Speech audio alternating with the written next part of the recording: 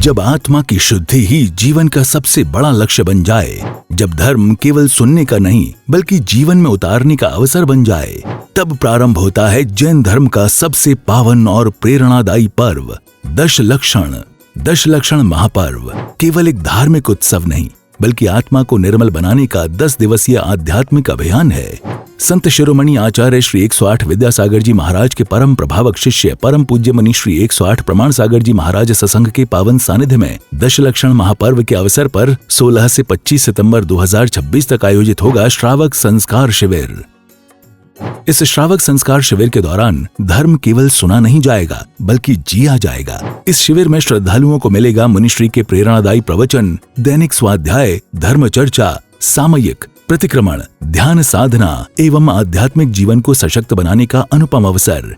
कार्यक्रम स्थल गुणायतन मधुबन श्री सम्मेद शिखर जी। तो आइए अपने जीवन को धर्म, संस्कार और साधना से आलोकित करें।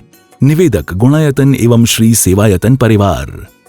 शिविर में भाग लेने के लिए अभी प्रमाणिक ऐप या वेबसाइट के माध्यम से ऑनलाइन रजिस्ट्रेशन करें www.munipramansagar.net। शिविर शुल्क 5100 रुपए प्रति व्यक्ति। सहयोग राशि जमा कराने हेतु बैंक डिटेल्स।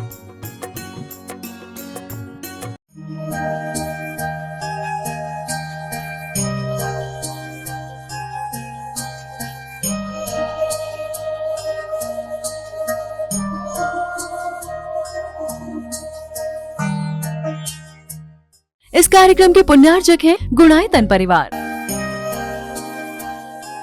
गुणायतन परिवार द्वारा भोपाल में बड़ी सार्थक पहल की गई है, जिसमें बच्चों को संस्कार युक्त और गुणवत्तापूर्ण शिक्षा देने का मौका मिल रहा है। ये बच्चों की व्यवस्था की गई है, जिसमें 6वीं 7वीं के बच्चे इस साल लिए जाएंगे और 11वीं 12वीं और सीए फाउंडेशन के बच्चों को यहाँ रखा जाएगा। ये मेधावी छात्रों को प्रावीण्य के आधार पर उसे प्रविष्टि मिलेगी। पूरे देश भर से प्रविष्टि आएगी। प्रत्येक कक्षा में मात्र 30-30 बच्चों का ही चयन होगा और चयनित बच्चे वे होंगे जो अपनी प्रतिभा के बल पर चुने जाएंगे और उनको एक प्रकार की स्कॉलरशिप दी जाएगी। ये छात्रवृत्ति के तहत पढ़ेंगे।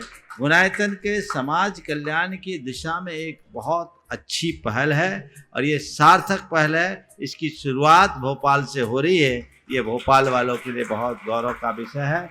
इसके लिए गुणायतन के साथ विद्यासागर इंस्टीट्यूट और सेज और एपीटी, इन तीनों को भी मैं बहुत बहुत आशीर्वाद देता हूँ।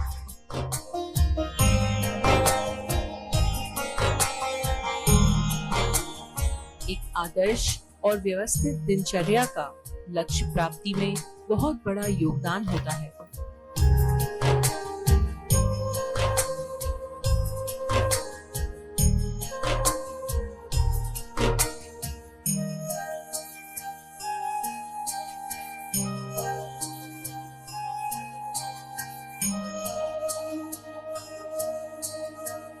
तुम शम मैं शमता धरूं, पार्श्वनाथ भगवान, सहज शांत निर्भय बनूं, ऐसा दो वरदान। हे पार्श्वनाथ भगवान, आप जैसी क्षमता, आप जैसी सहजता, आप जैसी शांति और निर्भयता हमारे अंदर है। आज का दिन अति विशिष्ट दिन है। प्रभु पार्श्वनाथ के चरणों में प्रभु पार्श्वनाथ के चरणों में अपनी श्रद्धा भक्ति अर्पित करने के लिए आप सब लोग बहुत उत्साहित हैं। हजारों लोग आज बरसते पानी में पार्श्वनाथ के चरणों में पहुंच रहे हैं। आप उनके प्रति अपनी श्रद्धा भक्ति अर्पित करोगे, ये बहुत अच्छी बात है। लेकिन पार्श्वनाथ भगवान का असल भक्त वो नहीं जो उनके चरणों से जुड़ा है। पार्श्वनाथ भगवान का सच्चा भक्त वो है जिसके आचरण में भगवान जुड़े हैं। पार्श्वनाथ के चरण और पार्श्वनाथ के आचरण दोनों हमारे पास है। चरण तो हम खूब छू लेते हैं, आचरण का कितना स्पर्श किया। पार्श्वनाथ भगवान के अतीत जीवन से हम कुछ संदेश ग्रहण करें। उनके 10 भाव का इतिहास बताता है। 4 बातें आज आप सबसे कहूंगा। आत्मज्ञान, कर्म सिद्धांत का भान, क्षमा की शक्ति और बैर का दोष। ये चारों बातें भगवान पार्श्वनाथ भगवान के चरित्र से हमको जानने को मिलेगी। पार्श्वनाथ भगवान के जीवन चरित्र को पलटकर देखते हैं। 10 भाव में उपसर्ग आए, लेकिन वे पल भर भी विचलित नहीं हुए क्या? एक पल को विचलित नहीं हुए। तीर्थंकर की पर्याय में भी उनके ऊपर उपसर्ग हुआ, बल्कि सबसे बड़ा उपसर्ग तभी हुआ। लेकिन पार्श्वनाथ भगवान अविचलित रहे, क्योंकि उन्हें आत्मज्ञान था। हमें आपको लग रहा है कि पार्श्वनाथ भगवान पर उपसर्ग था, पर पार्श्वनाथ भगवान कहते मैं तो निरुपसर्ग हूं, उपसर्ग तो मुझ पर हो ही नहीं सकता। जो शाश्वत है, जो अजर है, जो अमर है, जो अविनाशी है, उस पर भला उपसर्ग कैसा? एक सूत्र ले सकते हैं हम अपने जीवन के लिए। आज पार्श्वनाथ भगवान जैसा उपद्रव तुम्हारे ऊपर नहीं है, आज पार्श्वनाथ भगवान जैसा उपसर्ग तो हमारे आपके जीवन में नहीं है। पार्श्वनाथ भगवान जैसा उपसर्ग और उपद्रव तो हमारे जीवन में नहीं है, लेकिन जीवन में यत्किंचित कुछ आपत्ति विपत्ति आई तो उस घड़ी में हम अपने अंदर क्षमता रख सकते कि नहीं? अगर उस समय हमारी दृष्टि हमारी आत्मा पर हो तो लगेगा ही नहीं हमारे जीवन में कुछ है। कुछ नहीं, जो है सो है। हर पल इस बात का श्रद्धांजलि जगाइए कि मैं आत्मा हूं, ताकत आएगी। आत्मज्ञान चीजों को सहने की सामर्थ्य देता है। मन निर्द्वंद हो जाता है, डर भय दूर हो जाता है। मेरे संपर्क में एक व्यक्ति को किसी ने कह दिया कि तुम्हारे ऊपर किसी ने मारण मंत्र का प्रयोग कर दिया, सूख के कांटा हो गया, उसका वजन 15 किलो कम हो गया। उसके परिवार के लोगों ने मुझे बताया, बोले महाराज जी जब से दिमाग में इनका बैठा है बिल्कुल ऐसा ही हो रहा है। मेरे पास आया, मैंने कहा तुझे क्या हो गया? बोले मुझको मारण मार प्रयोग कर दिया, मूठ चला दिया, मैं मर जाऊंगा। बोले तुझे कोई मार ही नहीं सकता, तुम मर ही नहीं सकते, तुमको मारने वाला कोई पैदा ही नहीं हुआ। तू अजर अमर अविनाशी, तू है कौन? ये शरीर एक दिन तो मरना ही है, और जिस दिन उसके निमित्त से मरना होगा मरेगा। मैंने उसे हाथ बोध जगाया और उसे कहा कुछ मत कर, तू तो नमोकार मंत्र जप, कुछ नहीं होगा तेरा। मैंने नमोकार मंत्र पर उसकी श्रद्धा जगाई और आत्मा की अमरता का पाठ पढ़ाया। 1996 की बात है, बंदा आज भी सलामत है, निश्चिंत हो गया। बदलाव आता है, डर मिटाना है तो आत्मबोध को जगाओ, आत्मा के स्वरूप का चिंतन करो।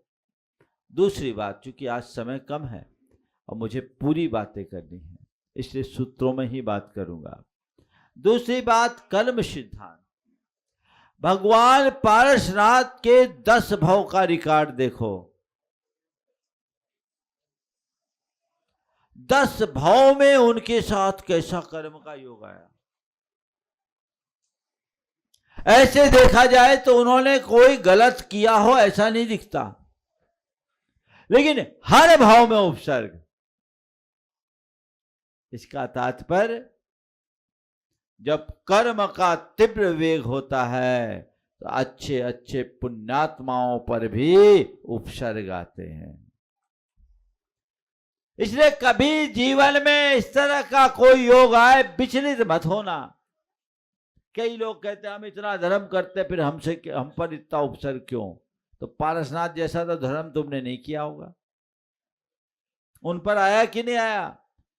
कष्ट तो धर्मी पर ही ज्यादा आते हैं। गुरुदेव को देखो, कितने उपसर, कितने बीमार रहे, कितने अस्वस्थ रहे, जिनके आशीर्वाद से लाखों तर गए, लेकिन उनको बीमारी नहीं छोड़ी। पर उन्होंने कभी इस बात का रोना नहीं रोया, वो विचलित नहीं हुए। ठीक है, कर्म का योग है, जो होता है सो होता है, कर्म किसी को नहीं छोड़ता। जब तीर्थंकर नहीं बचे तो हम तुम किस खेत की मूली। विश्वास रखो और ये मान के चलो, कर्म कितना भी तीव्र हो, कर्म से ऊंचा धर्म है। जीत किसकी हुई, कर्म की कि धर्म की? कर्म का उदय है, एक दिन अंत होगा। हो सकता है इस भाव में हो, आज हो जाए, कल हो जाए, जल्दी हो, विलंब से हो, भाव के अंत तक हो। इस भाव में नहीं तो अगले भाव में, अगले भाव में नहीं तो और उसके बाद के भाव में। पारसनाथ भगवान ने कह दिया, हम तो जीत ही लेंगे कभी ना कभी, क्योंकि कर्म की सत्ता से ज्यादा बलवान धर्म की सत्ता होती है। इस पर श्रद्धा रखो। तीसरी बात, क्षमा और वैर। पार्षनाथ भगवान का जीवन क्षमा से भरा रहा। हर भाव में जब जब उन पर उपसर्ग आए, उनने क्षमा ही अपनाया। नतीजा उनकी सदगति होते गई। हुई? पार्षनाथ भगवान ने क्षमा किया, सदगति होते गई। और कमठ ने मन में बैर रखा, दुर्गति होते गई। हुई ना? आज भी संसार में घूम रहा हो।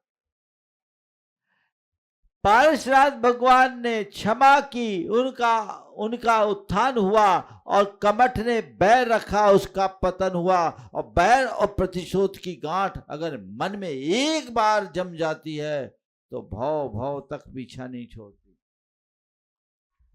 पार्षनाथ भगवान ने कुछ विशेष कुछ किया ही नहीं। एक गलतफहमी कमठ के मन में जमी, और उसने अपने अंदर जो गांठ बांधी प्रतिशोध की, कितने भाव तक बनी रही? 10 भाव तक। हर भाव में अपना पतन भी झेला, लेकिन छोड़ा नहीं। सीख लो, कभी किसी से ज्ञात अज्ञात भाव में भी बैर मत होने दो। यदि कुछ हो जाए तत्क्षण क्षमा मांगो, और क्षमा करने का भाव रखो। झगड़ा करो मत, और झगड़ा हो जाए तो बखेड़ा मत बनाओ। बैर मत बनने दो, उसे वहीं खत्म कर दो। आप लोग अपनी कषाय बांध के रखते हो,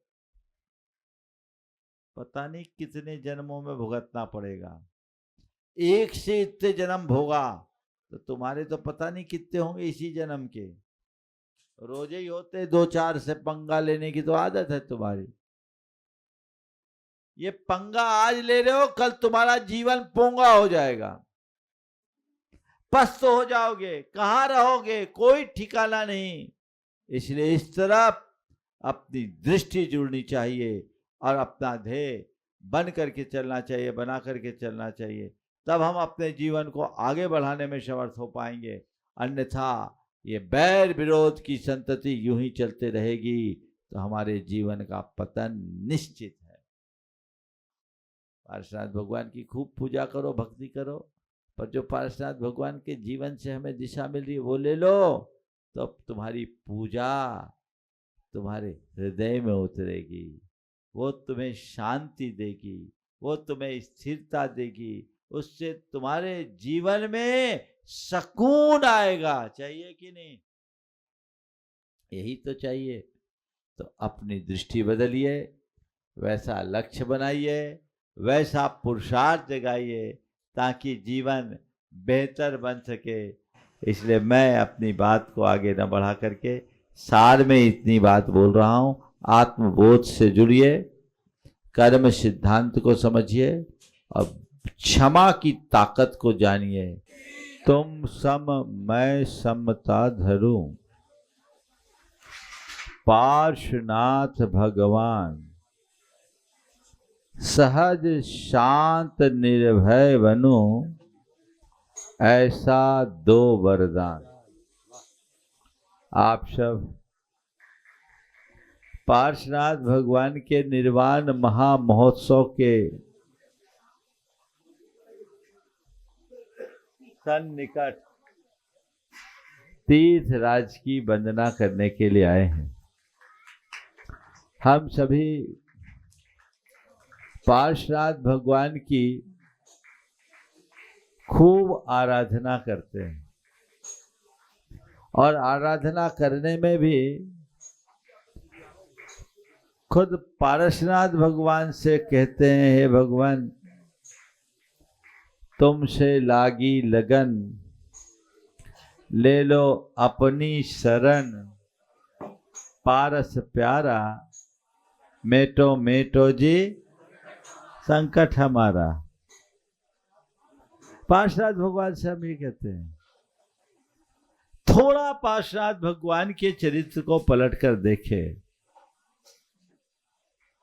पार्श्वनाथ भगवान के 10 भवों का इतिहास पलटे। उनके जीवन में कितने संकट आए, कितना उपसर्ग हुआ, कितना कष्ट आया, लेकिन भगवान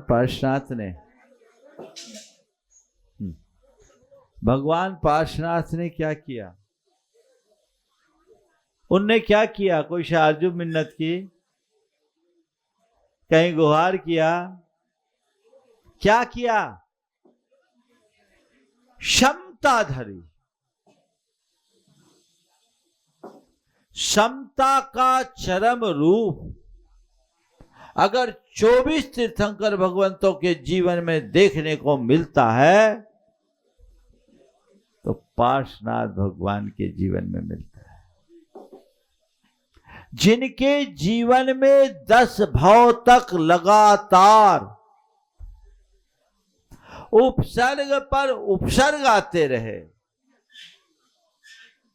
लेकिन वे उपसर्गों से तनिक भी विचलित नहीं हुए, बल्कि उनका हर उपसर्ग उनके उत्कर्ष का कारण बना। उपसर्ग में भी उत्कर्ष किसके बल पर? उनके पास क्या था? बोलो। भगवान पार्श्वनाथ ने ये सब कुछ सहा किसके बल पर? उनके पास समता का बल था, उनके पास आत्मज्ञान का बल था। आत्मज्ञान मनुष्य के हृदय में क्षमता को विकसित करता है। उसी के बदौलत उन्होंने हर उपसर्ग को संभाव से सहा और उनका वह उपसर्ग उनके उत्कर्ष का कारण बना। मरुभूति से लेकर आनंद राजा तक, खुद पार्श्वनाथ भगवान की अवस्था तक कितना उपसर्ग आया है। लेकिन उनको इस बात का पता था जो उनकी सबसे बड़ी ताकत, मैं अजर अमर अविनाशी हूं, मुझ पर तो कोई उपसर्ग आ ही नहीं सकता। यह उपसर्ग मुझ पर नहीं, इस काया पर है। किस पर है उपसर्ग? और काया मैं नहीं हूं, काया मेरी नहीं है। यही तो भेद विज्ञान था। बोलो, किसी गैर व्यक्ति के ऊपर कोई कष्ट आए तो तुम्हें कोई ज्यादा फर्क पड़ता क्या ऐसे व्यक्ति पर जिससे कोई लेना ही देना नहीं है? ईरान में इतने बम्बार्डिंग हुए, तुम्हें कोई फर्क पड़ा? हमें क्या लेना देना? जो हमारा है नहीं, जो मेरा है नहीं, जो मैं हूं नहीं, उसमें कुछ भी हो तो उससे भला मुझे क्या फर्क पड़ेगा। बस अंतर हम में, एक साधारण प्राणी में, अब भगवान पार्श्वनाथ में यही था। उन्होंने भेद विज्ञान को आत्मसात किया। मेरी आत्मा से भिन्न एक परमाणु भी मेरा नहीं है, और जो मैं हूं वो शाश्वत हूं। एगो में शासदो आदा नान दंसन लखनो शेषा में बाहिरा भावा सव्वे संजोग लखना नबी अथि मध्य किंच भी अन्नम परमाणु मित्तम्पि। मैं एकमात्र शाश्वत आत्मा हूं, ज्ञान दर्शन लक्षण वाला, और उस आत्मा के अतिरिक्त संसार की जितनी भी चीजें हैं वे संयोग लक्षण वाले हैं। मेरे पास हो सकते हैं, मेरे साथ हो सकते हैं, मेरे नहीं हैं। नबी अथि मध्य किंच भी अन्नम परमाणु मित्तम्पि। मुझसे पृथक एक परमाणु भी मेरा नहीं है। ये बात बोलते तो हम लोग भी हैं, दोहराते भी हैं। बोलो, इसे मानते हो कि नहीं मानते हो? हाँ, मानते तो क्यों लगाए? ये तो तुम्हारी पोल खोल रहा है। मानते हैं, लेकिन केवल शब्दों में। अंतर मन से मानो, तब जीवन बदलेगा।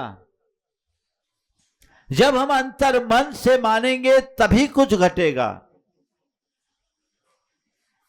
आचार्य महाराज ने एक दिन बहुत अच्छी बात कही थी कि डनलप के गद्दे पर बैठकर शरीर भिन्न है, आत्मा भिन्न है, भिन्न है, भिन्न है, भिन्न है, भिन्न है, और एक मच्छर काट खाए तो खेद है, खिन्न है।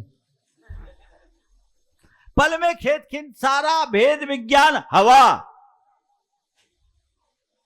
तुम्हारा भेद विज्ञान कब तक ठहरता है? जब तक तुम अनुकूलता में हो। प्रतिकूलताओं में गड़बड़। दुनिया में पार्श्वनाथ भगवान को पूजने वाले लोग बहुत हैं। कथित तौर पर लोग अपने आप को पार्श्वनाथ भगवान का भक्त कहते हैं, पर मुझे लगता है जितने लोग भी पार्श्वनाथ भगवान को पूजते हैं वो पार्श्वनाथ भगवान को जानते ही नहीं। भगवान पार्श्वनाथ को पूजने वाला, भगवान पार्श्वनाथ को मानने वाला कमजोर नहीं हो सकता। वो फौलादी होगा, वो फरियादी बनकर नहीं आएगा। वो जानता है जैसे मेरे आराध्य वैसा मैं। उनने जब बड़े बड़े कष्टों और विपदाओं को क्षमता भाव से सह लिया तो उनकी भक्ति ही तो मेरी शक्ति है। वो मुझे ताकत देगी बड़ी सी बड़ी विपदाओं को सहने की। आप कह देते हो तुमसे लागी लगन ले लो अपनी शरण पारस प्यारा। सुन के पारसनाथ भगवान अगर आज होते तो हंसते। कैसा नादान! अरे तेरे ऊपर संकट है ही नहीं, तू संकट मिटे बोल रहा है। तू खुद को संकटापन महसूस क्यों कर रहा है? जान तो निज को, पहचान तो कि आखिर तू है कौन। जिस दिन ऐसा भेद विज्ञान घट गया ना, उसी दिन तुम पार्श्वनाथ भगवान के सच्चे अनुयायी कहलाओगे। आज थोड़ी थोड़ी बातों में विचलित हो जाते हैं। एक दृष्टि से मैं कहूं तो आज का युग पहले से अच्छा है। क्यों? आज देवता लोग भी ऐसे उपसर्ग नहीं करते जैसे पार्श्वनाथ भगवान पर हुआ, और लौकिक उपद्रव भी ऐसे नहीं होते। शारीरिक कष्ट आज तो बहुत कम है। सब प्रकार की सुविधाएं भी आपके पास है। यदा कदा कोई प्राकृतिक विपदा आ जाए और उससे शारीरिक कष्ट हो, बात जुदी है। लेकिन आज के समय में सबसे ज्यादा लोग परेशान हैं। क्यों? क्योंकि मानसिक कष्टों को सहने की सामर्थ्य नहीं, लोगों में धैर्य नहीं है, लोगों में संयम नहीं है, लोगों में सहनशीलता नहीं है, लोगों में समझदारी का अभाव है। धैर्य, संयम, सहनशीलता और समझदारी मनुष्य के लिए संबल बनते हैं, बड़े बड़े संकटों का सामना करने की सामर्थ्य देते हैं। वो अपने अंदर विकसित करने का मनोभाव जगाइए, तब पारसनाथ भगवान की आराधना का सच्चा अर्थ होगा। तो समता धारे, मैंने क्या बोला? तुम सम मैं समता धरूं, पार्श्वनाथ भगवान सहज शांत निर्भय बनूं, ऐसा दो वरदान। आप जैसी क्षमता मेरे भीतर आए, मैं हर स्थिति में सहज शांत और निर्भय रहूं, अविचलित रहूं, स्थिरता बना सकूं, ऐसी दृष्टि दें। 4 बातें आज के संदर्भ में कहूंगा। अपने अंदर समता, सहजता, शांति और निश्चिंतता, निर्भयता लाना चाहते हैं तो 4 बातें रखें। सबसे पहली बात आज जिसकी मैं शुरुआत कर रहा हूं, आने वाले 4 दिनों में ये चलेगा। अंदर की समता को बढ़ाए रखने के लिए पहला, स्वरूप का ज्ञान रखें। दूसरा, कर्म सिद्धांत को पहचाने। समझे? इसे यूं कहें, आत्मविश्वास के धनी बने, आत्मश्रद्धानी बने, कर्म सिद्धांत को स्वीकार करे, सोच को सकारात्मक बनाकर रखने की कोशिश करे और प्रतिक्रियाओं से अपने आप को मुक्त रखे। 4 बातें अपना लीजिए। आत्मविश्वास के धनी, अविचलित बने रहोगे। आत्मविश्वास का मतलब अपने आत्मा के स्वरूप के विश्वासी बनिए और बाहर अपना मनोबल पक्का रखिए। आत्मविश्वास को एक तरफ कॉन्फिडेंस की तरफ लिया जाता है, सेल्फ कॉन्फिडेंस बोलते हैं। हम यहां करें सेल्फ को जानो, कॉन्फिडेंस अपने आप आ जाएगा। आत्मा के स्वरूप को पहचानो, आखिर मैं हूं कौन, मेरा स्वरूप क्या है, इसे जानो। इसके अंदर आत्मज्ञान होता है ना, उसको कोई फर्क ही नहीं पड़ता। सुदर्शन सेठ को सूली पर चढ़ाया गया। सुदर्शन कह रहे थे कि मैं भी देख रहा हूं किसी को सूली पर चढ़ाया जा रहा है। जो मैं हूं उसे तो कोई छू ही नहीं सकता, और जिसे चढ़ाया जा रहा है उसे कभी बचाया ही नहीं जा सकता। ये किसे चढ़ाया जा रहा है? ये काया है, हाड़ मांस का पुतला। लोग देख रहे हैं, मैं भी उसका दृष्टा हूं। यही है ना? ये किसका बल था? वो विचलित हुए थे क्या? थोड़ा सा देखो।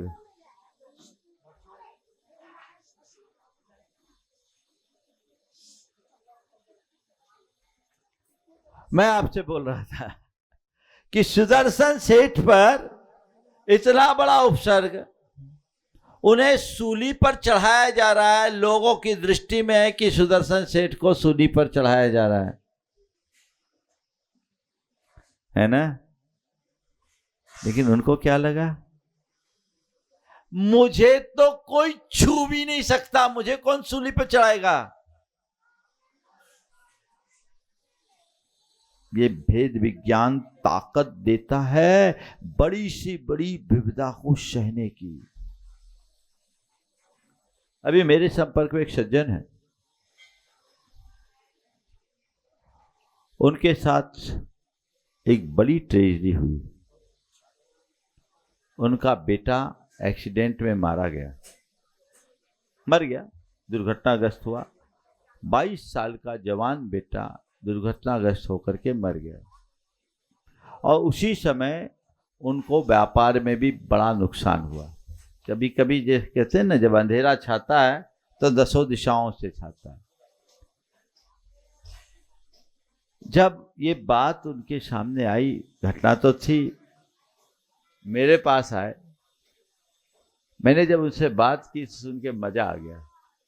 बोले महाराज, आप लोगों से मैंने यही सब सुना है कि संयोग महज संयोग होते, स्वाध्यायी व्यक्ति, नियमित प्रवचन सुनने वाले।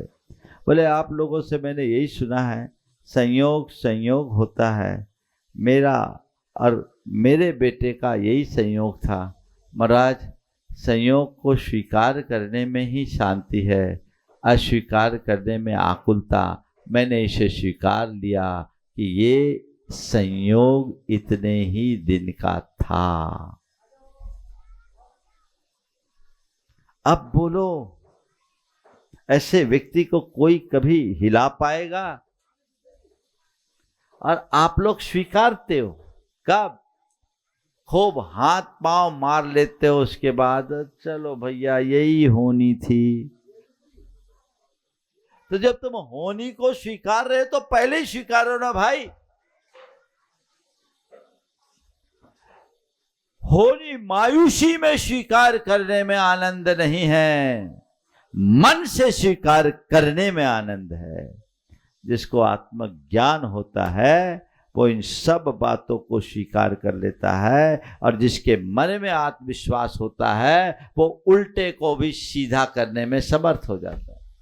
आत्मज्ञान होगा, कितना भी उल्टा सीधा हो तुम विचलित नहीं होगे, और आत्मविश्वास से भरे रहोगे तो उल्टे को भी सीधा करने की सामर्थ्य विकसित कर लोगे।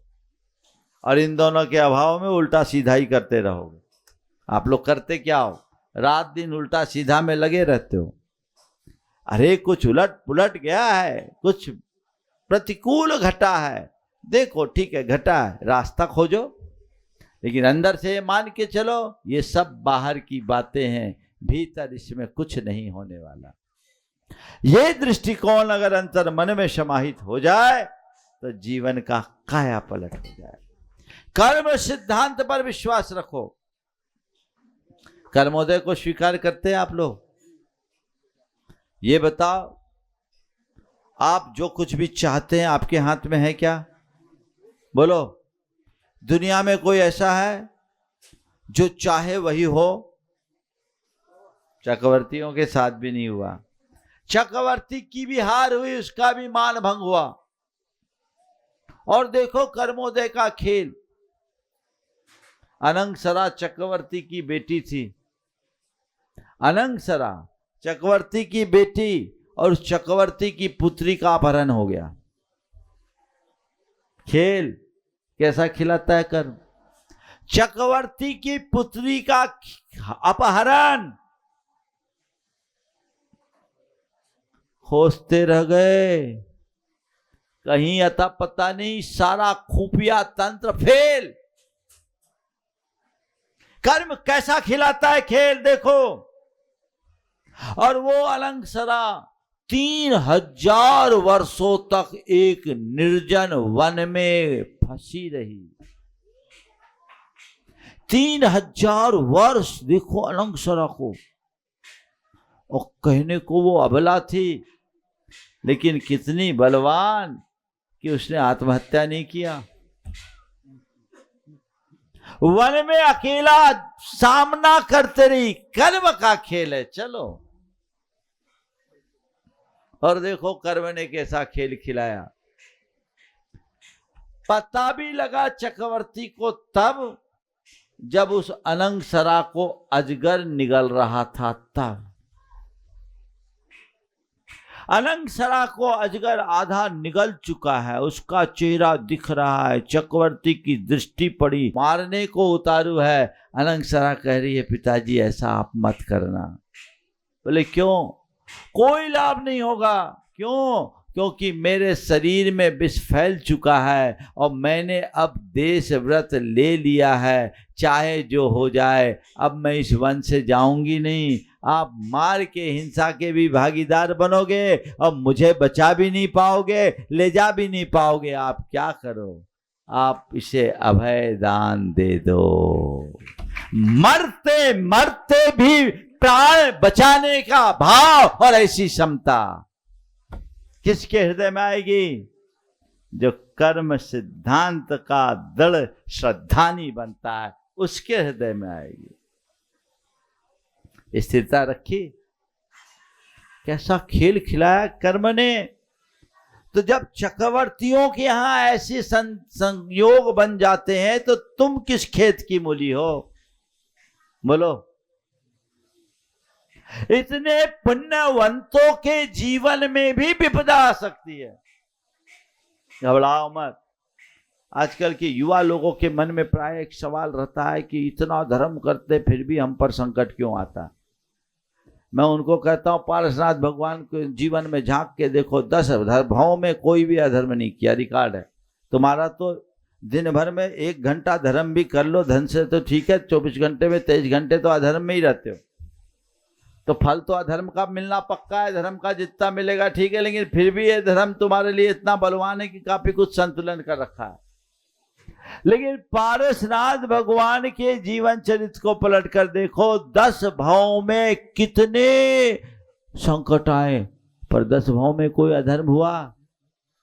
ठीक है, ये संयोग था, कर्म ऐसा योग बनाया, उनने उनको सहन किया, लेकिन अंत में निष्कर्ष क्या निकला? पारसनाथ भगवान का उत्कर्ष, उपसर्ग में उत्कर्ष। कल्याण कर लिया ना, तो आत्मविश्वास के धनी बने, कर्म सिद्धांत पर विश्वास रखे। कैसा भी हो ठीक है, कर्म का योग है, समता करना, घबराइए नहीं। देखो गुरुदेव की बात बता रहा हूं। 1987 में थुबोन जी में चातुर्मास था। गुरुदेव की तबीयत बहुत गंभीर थी। उस वर्ष वर्षा हुई नहीं थी, मलेरिया का प्रकोप था, उनको फीवर आ रहा था और फीवर में वो कुछ लेते नहीं थे। 3-4 दिन आहार में कुछ लिया नहीं।